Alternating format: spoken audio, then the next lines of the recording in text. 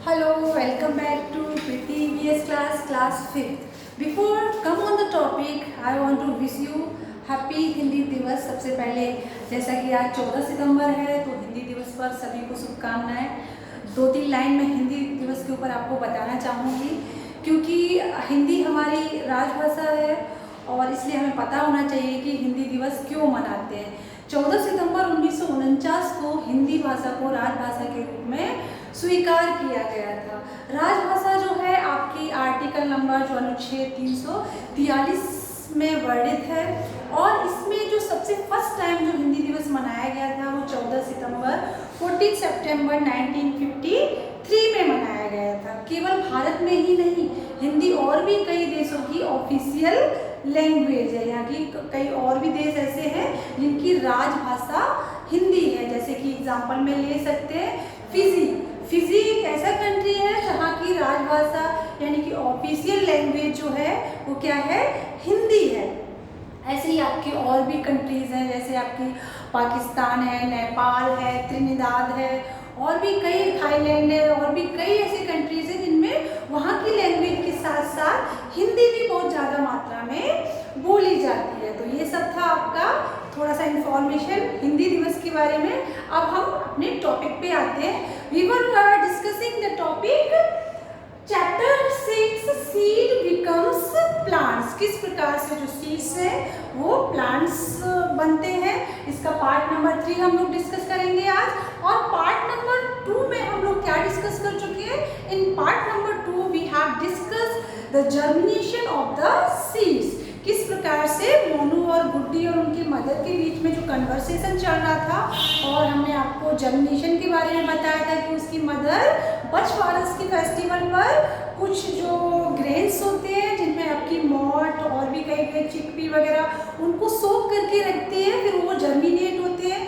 तो गुड्डी क्वेश्चन करती है कि वाइट थ्रेड जैसा क्या दिख रहा है। तो ये सारा प्रोसीजर हम लोग डिस्कस कर चुके हैं। और वन एक्टिविटी भी आपसे डिस्कस की थी कि 3 बाउल वाली जो एक्टिविटी थी उसमें 1 बाउल में तो जो ग्रेन्स थे आपके जैसे कि चिकपी, मॉट, मूंग वगैरह जो थे उनको पानी में सोक करके रखा जाता है। जो सेकंड बाउल था उसको कपड़े में बांध के रखा जाता है। जो थर्ड बाउल था उसमें इन सारे ग्रेन्स को ऐसा ही छोड़ दिया जाता है। फिर हमने इनका इफेक्ट देखा था कि फर्स्ट डे में क्या चेंज होता है, सेकेंड डे में क्या चेंज हुआ था, थर्ड डे में क्या चेंजेस हुए थे, और ऐसा कौन सा बाउल था जिसमें कोई भी चेंज नहीं हुआ था। ये सारी जर्मिनेशन के बारे में, अंकुरण के बारे में ये चीज़ें हम लोग ऑलरेडी डिस्कस कर चुके हैं। Now in today's video lecture we will discuss about the plants that grow without seeds. अब कुछ प्लांट्स तो सीड्स से ग्रो होते हैं और कुछ प्लांट्स ऐसे भी होते हैं जो विदाउट सीड्स ग्रो होते हैं। So let's start in discussion in detail through the textbook.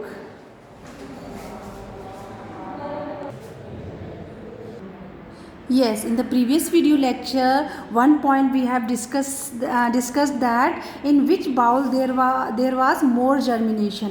कौन से बाउल में सबसे ज़्यादा जर्मिनेशन हुआ था? तो मैंने आपको आंसर भी बताया था कि बाउल नंबर 2 में ज़्यादा जर्मिनेशन हुआ था। क्योंकि रीज़न क्या था? क्योंकि there was balance between the temperature and the moisture. क्योंकि मॉइस्चर और टेम्परेचर के बीच में बैलेंस था, क्योंकि उनको कपड़े में बांध के रखा गया था, वेट कपड़े में, जो वेट क्लॉथ था उसमें बांध के रखा गया था, इसलिए उनमें ज़्यादा जर्मिनेशन हुआ था।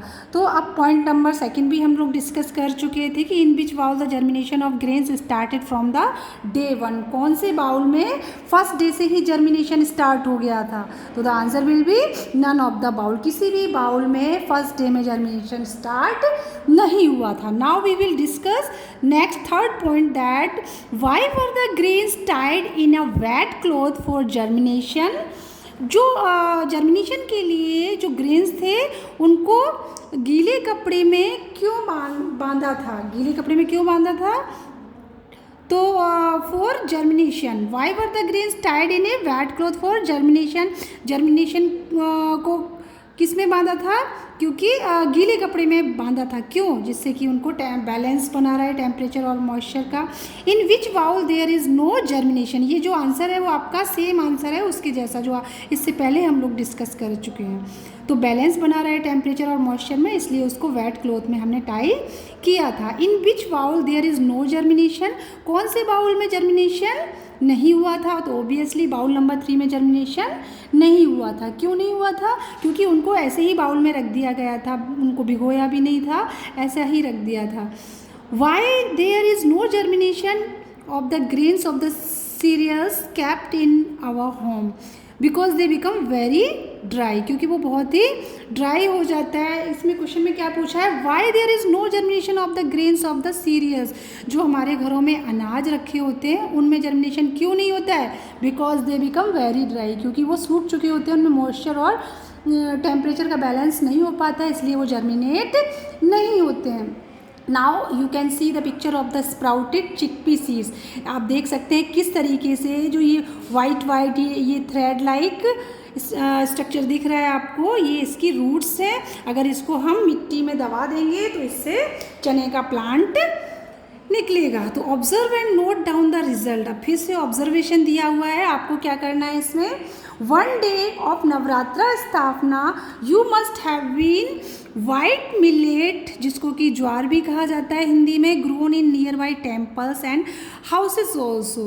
एक दिन नवरात्रा की स्थापना पर आपने देखा होगा कि किस प्रकार से आपने या आपको ऐसा करना चाहिए। जो वाइट मिलेट होते हैं ज्वार, उनको पास के मंदिर में या हाउस के आसपास बोना चाहिए। टेक ए ट्रांसपेरेंट कंटेनर, उसके बाद उनको बो करके उनको ज़मीन में लगा करके आपको एक ट्रांसपेरेंट कंटेनर लेना है, but different types of seeds in it and cover the seeds with soil. और इसमें डिफरेंट टाइप के आपको सीड्स लेने हैं और इसको उनको कवर कर देना है, मिट्टी से दबा देना है। Now note the changes going on in the container and record your observation. और उसके बाद जो कंटेनर में चेंज हुए हैं वो आपको नोट करना है, ऑब्जर्व करना है। तो ये देखिए ये आपका टेबल दी हुई है, इसमें आपको नोट करना है changes in the grains of chickpea. अभी नवरात्रा स्थापना आने भी वाली है, तो आप लोग ऐसा यू मस्ट हैव सीन, आपको भी ऐसा देखने को मिलेगा या आप ऐसा देख सकते हैं। क्या क्या चेंज होगा उसमें? Change in the grains of chickpea. अब जो चिकपी आपने डाला था या ग्रीन ग्राम जो था, मोट बीन्स था, राइस था, इनमें क्या क्या चेंज हुए? फर्स्ट डे क्या चेंज हुआ, सेकंड डे क्या चेंज हुआ, थर्ड डे क्या चेंज हुआ, फोर्थ डे क्या चेंज हुआ? ये सारी चीज़ें आपको इस टेबल में फिल करनी है। तो ये आपका प्रैक्टिकल बेस्ड है, तो इसको आप कर सकते हैं। Now plants that grow without seeds. अभी तक हमने ये टॉपिक डिस्कस किया था कि जो प्लांट्स हैं वो सीड्स से कैसे बनते हैं। अब आपको बताएंगे कुछ प्लांट्स ऐसे भी होते हैं जो बिना सीड्स के ग्रो करते हैं, जिनमें बीजों की ज़रूरत नहीं होती है। तो let's start. During rainy season you must have seen sprouts on the surface of potatoes kept in your home। इसमें क्या बताया गया है कि बारिश के समय में या बारिश के मौसम में आप लोगों ने देखा होगा कि जो आपके घर में पोटैटोज़ रखे होते हैं, जो आलू रखे होते हैं, वो स्प्राउटेड हो जाते हैं, उनमें वाइट जैसा जड़ टाइप की कुछ तने टाइप के निकल आते हैं। और अभी इस टाइम भी आप देख सकते हो, अगर आपके घर में पोटैटोज़ हैं और कई दिनों से रखे हुए हैं तो उनमें वाइट से वो जर्मिनेटेड हो जाते हैं, स्प्राउटेड हो जाते हैं। इफ़ वी बरी दिस पोटैटो, अगर हम इस पोटैटो को क्या करें, बरी कर दें, यानी कि मिट्टी में लगा दें, तो क्या होगा? तो इन पॉट कंटेनिंग सॉइल, एक ऐसे पॉट में जिसमें मिट्टी हो उसमें लगा देते हैं इस पोटैटो को, तो a potato plant will grow from it.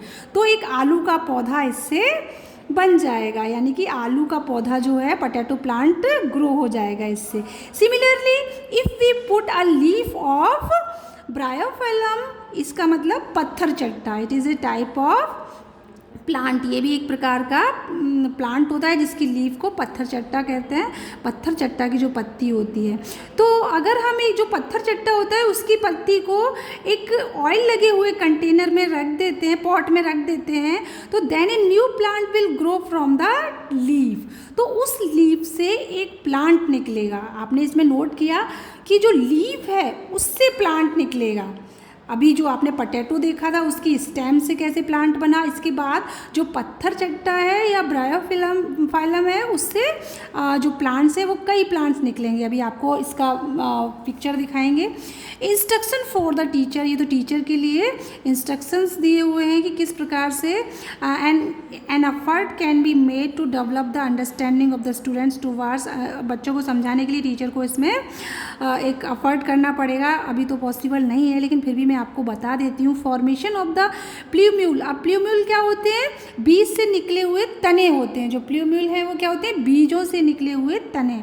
और रेडिकल होते हैं, ये भी रूट का पार्ट होते हैं। जड़ों के अंदर से छोटी छोटी जड़ें निकल आती है, उनको रेडिकल कहते हैं। During germination, how the germinating seeds uses the food store in it. अब जो इनकी सीडलिंग्स हैं ये फूड स्टोर करके रखती हैं। जो बीज हैं अपने अंदर वाटर वगैरह जो भी इनको चाहिए होता है वो स्टोर करके रखती हैं। Favourable conditions for germination of a seed and the different time duration required for the germination of different kinds of seeds. यानी कि टीचर को बच्चों को समझाना है कि किस प्रकार से डिफरेंट टाइप ऑफ जर्मिनेशन के लिए डिफरेंट टाइप ऑफ सीड चाहिए होते हैं।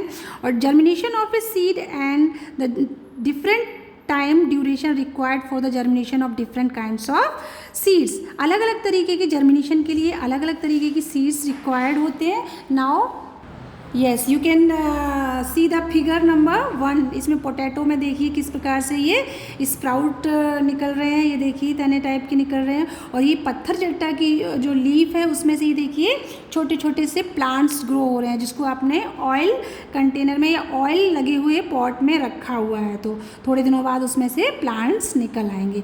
Now the remaining part we will discuss in the next video lecture. Keep studying, keep learning the things and do the practice of these things. You can do that activity at home. घर पे आप ज़रूर देखेंगे potatoes को sprouted होते हुए। Thanks.